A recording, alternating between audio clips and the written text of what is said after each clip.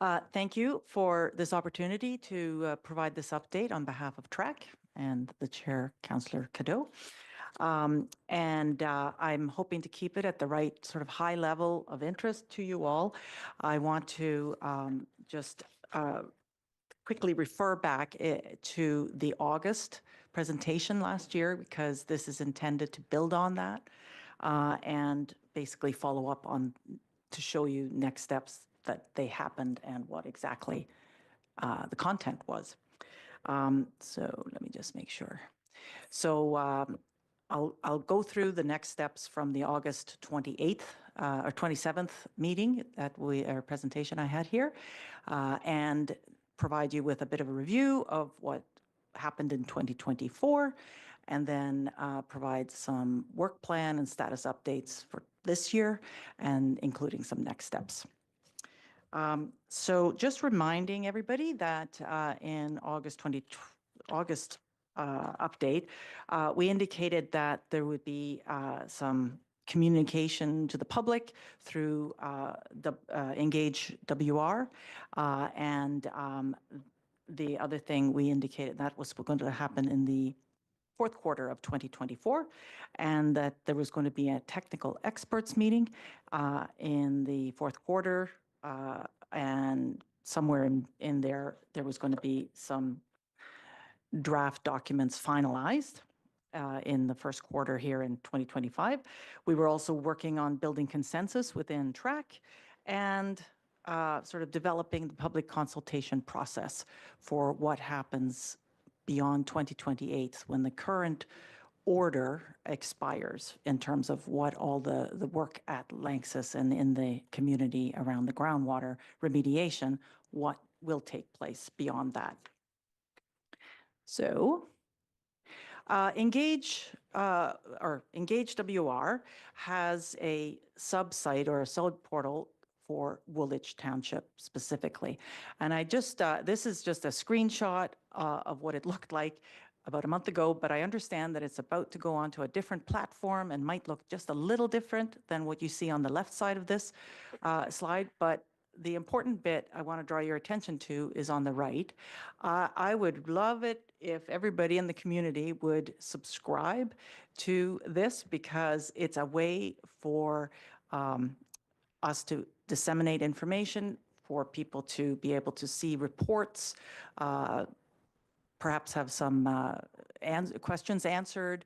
Also, there's some important links, like there's a link to Wilfrid Laurier University's archive, which includes a lot of the historical background articles and information.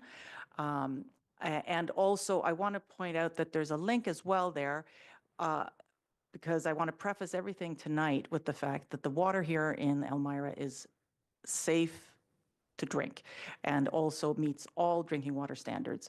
The water is piped in from the region of Waterloo's well network, integrated well network, and those results that are required to be reported to the public are available at that link that I'm showing there.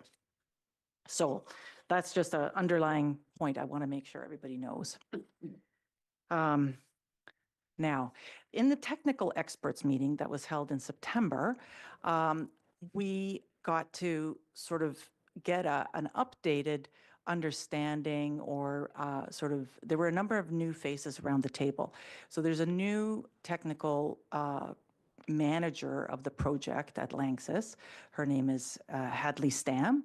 And so she, as with most people who start in on looking at this subject, did a deep dive to understand everything that was coming at her. And in that process, she wanted to see basically an updated, what's called a conceptual site model. And that is basically a way of looking at the site to understand the properties and the behavior of groundwater and the conditions that the site is in. So she wanted to get a comprehensive current understanding of the site. And so that's number one that we sort of discussed at this meeting. And one of the things that we are now, the stage we are at in terms of cleaning up, is that while there are still locations that have concentrations that are above drinking water standards, there's a large portion of the aquifer that actually meets drinking water standards.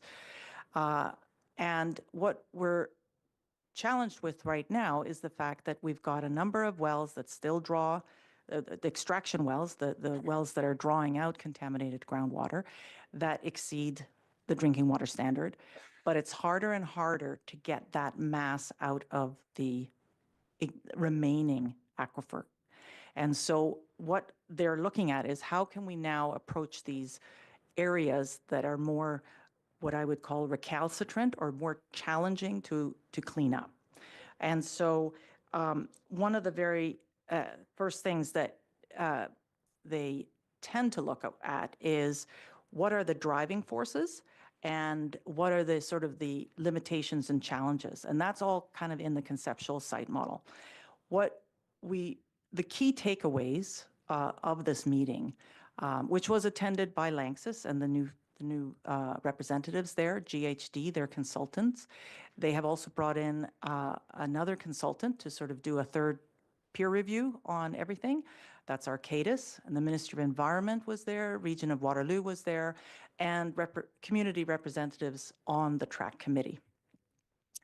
So the key takeaways from this meeting were that the driver or the contaminant that is the most challenging and the focus, because if this can be cleaned up, then the chlorobenzene, which is the other contaminant, will also be cleaned up. So NDMA is the driver for what they're looking at. I've already mentioned the conceptual site model being updated and looked at. They're also looking at the groundwater chemistry that's there. So things like pH, temperature, some of the other constituents, like we have a lot of hard water here in this region, and things, dissolved minerals and things that can affect the types of solutions that they might look at next. And so that's another thing they're going to be looking at. They're looking at how to basically enhance the removal of the mass or the contaminants that are there. They indicated and have said so and written down that they are open to all ideas, options, and technologies. They are casting the net wide and looking at how to best approach the problem from practicality point of view, time frame point of view, cost point of view, and overall community acceptance point of view. The other person attending or people attending the technical experts meeting were members of the Region of Waterloo staff, and they indicated that they are facing tremendous pressure to supply a significantly growing population in the next 5 to 10 years with water, with clean, drinkable water. And this has put the use of this aquifer back on the radar as a future source of water. It's not currently declared as such, but it is not being written off as never going to be used. So it is of value and importance to the region as well that this aquifer gets cleaned up to drinking water standards.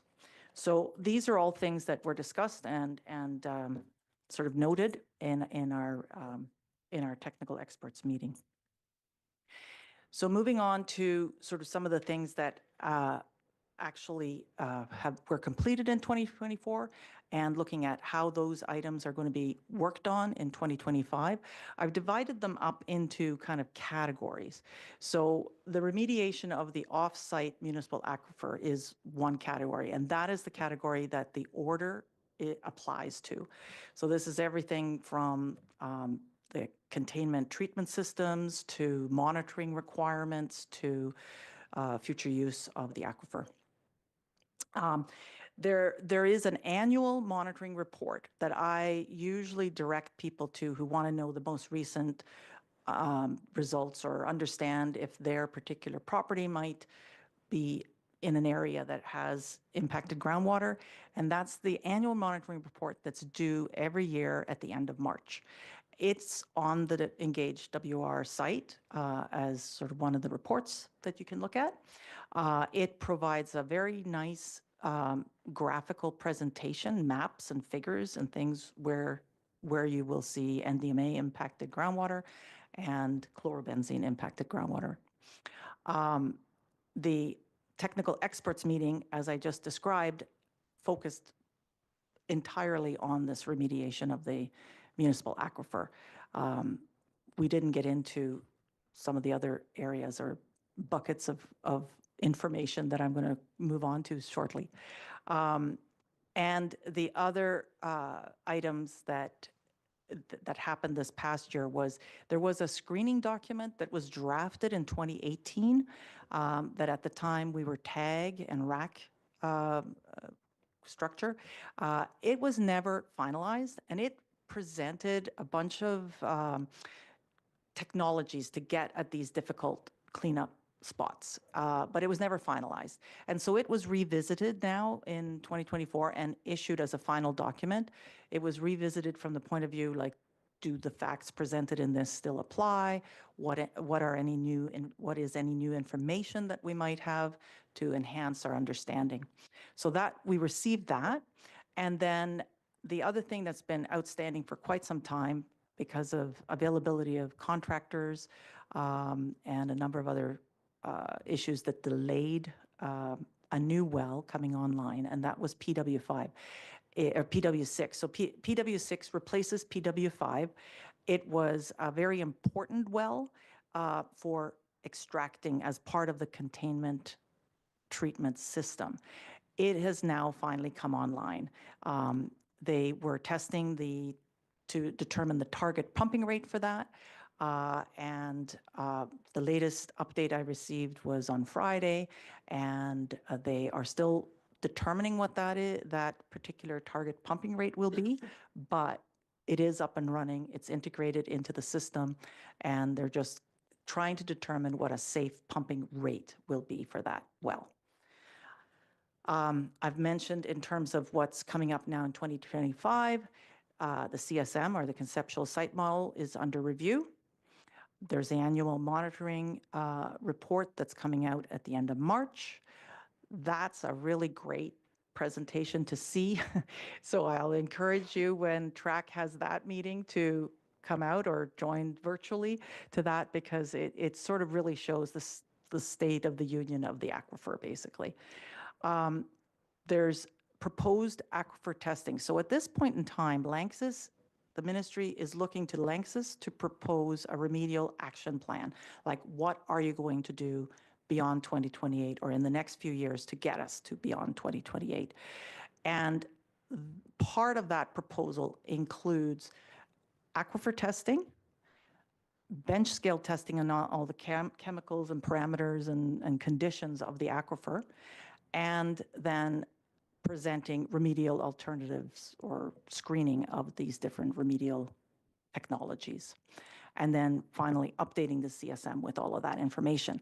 So that's sort of like the steps to get to a final remedial action plan, which no matter what comes up, they propose it still has to be reviewed and approved by the ministry. So it's not entirely up to LANXESS just to do this. They have to present a remedial action plan that is acceptable to the ministry. The other bucket of considerations that we have to deal with is the creek risk assessment. Now, with the municipal aquifer, it's important to know that it's being worked on based on an order, like a ministry order. In the creek risk assessment situation, that is entirely voluntary. So that is not something that's been ordered to do, but it is something that LANXESS certainly was encouraged to do, and the questions and the concerns of the community really flagged it as something that would be a good thing to do, and appreciated. It was appreciated that they did take it seriously. And so one of the key things here that's been a lingering concern is like what sort of legacy soil and sediment issues might be present that could be or present a risk to the public. And so there's a very rigorous risk assessment process that now is followed in completing risk assessments. It's a very involved process, and it's an iterative process. So you start out and you sample and you do analytics and statistics on the results, and then you present a draft report. It gets reviewed, and then if there are gaps or questions raised or concerns, resampling and redoing the whole piece that might new sample results might need to show a flag as being something that you might need to evaluate a little or assess a little closer. There was a number of floodplain soil areas of floodplain soils that the ministry felt needed to be looked at a little more closely. And so the ministry went out and actually sampled those areas for dioxins and furans. And they provided us with a technical memorandum in December, which we are in the process of reviewing and will be discussing in subsequent meetings. These results are being incorporated in the next version of the risk assessment for the creek. Basically, we are waiting for the second revision or the second version of the draft human health ecological risk assessment, which should be responding to the ministry's comments on the first draft and TRAC's comments that we had provided in writing. There's one important piece that is outstanding of issue of concern, and this also sort of fits under the umbrella of consensus building. There are members of TRAC, community members on TRAC, that have some lingering concerns in the lower, sort of the image on the lower right there. The yellow outline, that's the Lanxess property, and then the terminology of the east side gap area. This is something that you might hear spoken of. That's the area where the red circle is.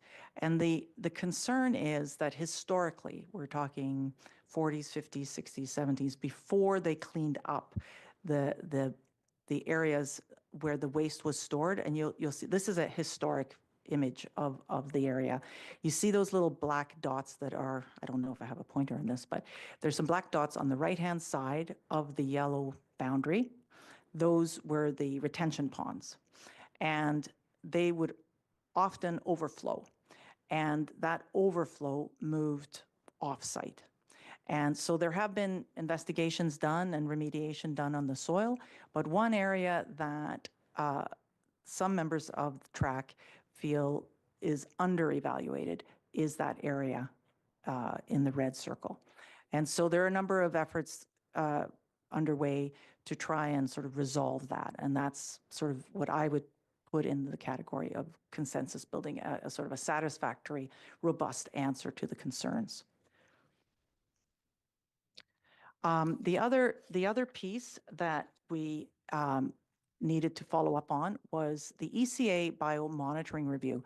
So a few years back, the Ministry of Natural Resources put a stop to the use of leaches that move from one subwatershed into another watershed to be used as a monitoring tool. So basically, these were things they biomonitored, they put in cages into the creek, let them sit for X number of weeks, come and collect them, and then analyze them.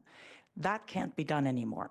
So they had to, Lanxess had to propose an alternate way of doing an equivalent level of biomonitoring for the creek.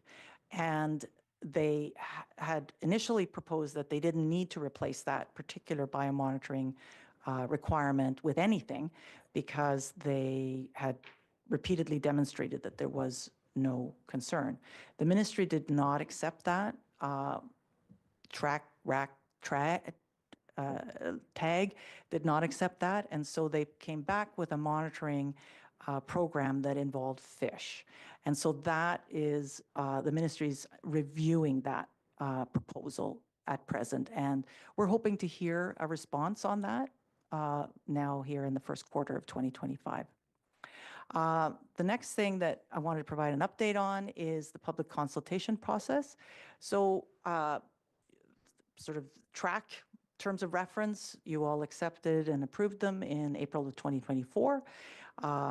We had provided TRAC as a transition measure with all the outstanding questions and issues that sort of moved from TAG and RAC and get them addressed. We received a response to all of those outstanding things in November of last year. And some of them, I think, were answered more robustly than others. So I think there's a few things we want to see followed up on. TRAC's 2025 meeting schedule and preliminary agendas have been laid out. We're hoping that that'll keep us moving forward with progress over the course of this year. We want to make sure we maintain and populate the Engage WR dashboard. Again, if you subscribe, I subscribe a while back, and I am getting notification when anything new comes up. So, it's a good way of tracking it if it's an area of interest for you. But building on what was there, it's very preliminary right now, but building on that is what we hope to do as well. And then very importantly, actually, is working on the public consultation process for when the remedial action plan does get presented to the community.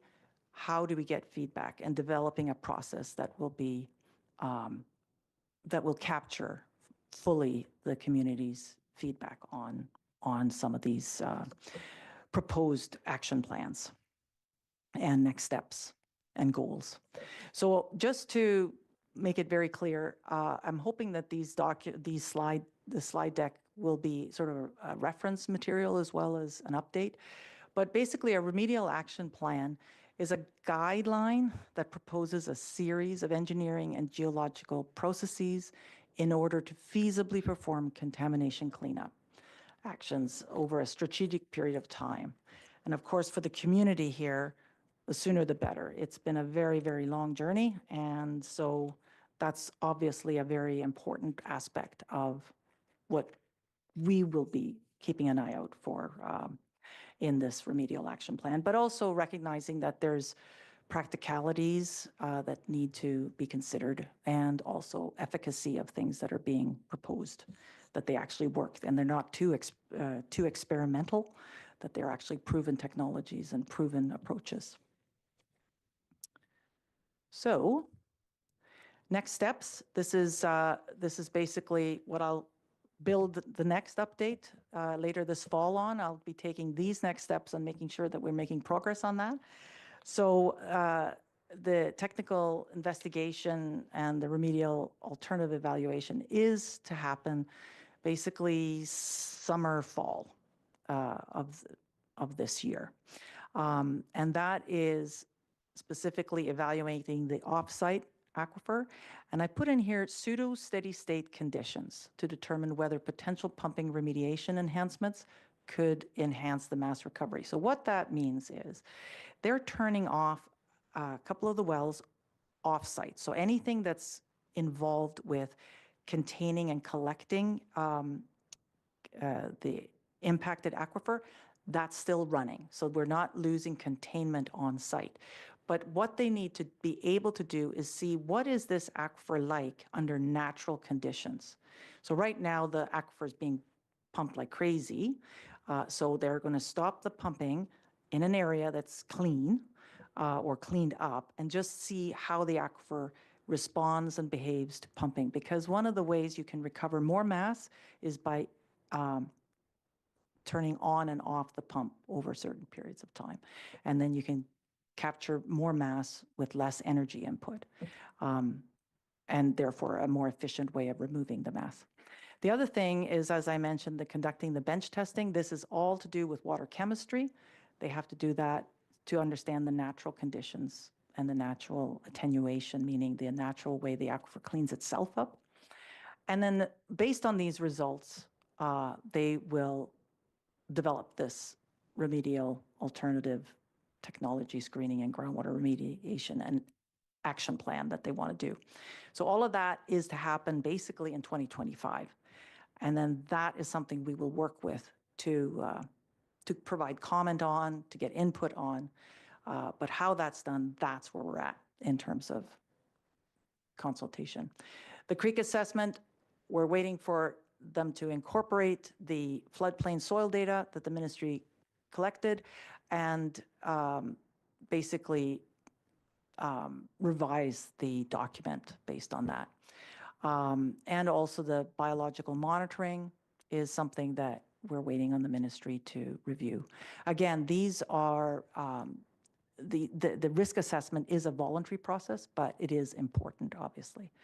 The biomonitoring is a regulated issue, and the ministry is getting back to them, we've been told, in Q1 of this year. Public communication, again, I guess I'm going to repeat myself 3 times, maybe 4, engage WR on the Woolwich site. And then building consensus within TRAC. We have a site visit that will be happening here in Q1. And one of those issues that we'll be looking at is the east side to help build consensus around what the actual conditions are and what if any, gap still is there in terms of the data. And then also, obviously, developing community priorities with respect to the municipal aquifer, cleanup post-2028. So, and ongoing monitoring and hotspot cleanup. We do have that still on the table with respect to the creek, but it's so closely linked with the risk assessment that Lanxess needs to and wants to wait until they have the feedback on the or the revised draft of the risk assessment completed and the feedback of the ministry before they proceed with any actual work in the creek. And then developing the process is very much part of next steps. And then these are the additional resources, same as the last time, but again, updated versions of these will be on the Engage WR link. And I think that is a thank you for your attention at this time. Are there any questions, or do you have time for that? We can take a little bit of time. Thank you to Tiffany for the update and for your work with the committee, and thank you to Councillor Cadeau for chairing it and moving things along. It's a very technical committee. Are there any questions? No, I'm not seeing any. So Great. Thank you for coming in. Engage WR. You'll get all answers there. Okay, thank you. With council's indulgence, I'm going to confuse the public that's watching and say we have 2 things we do: presentations and delegations. And I know we have a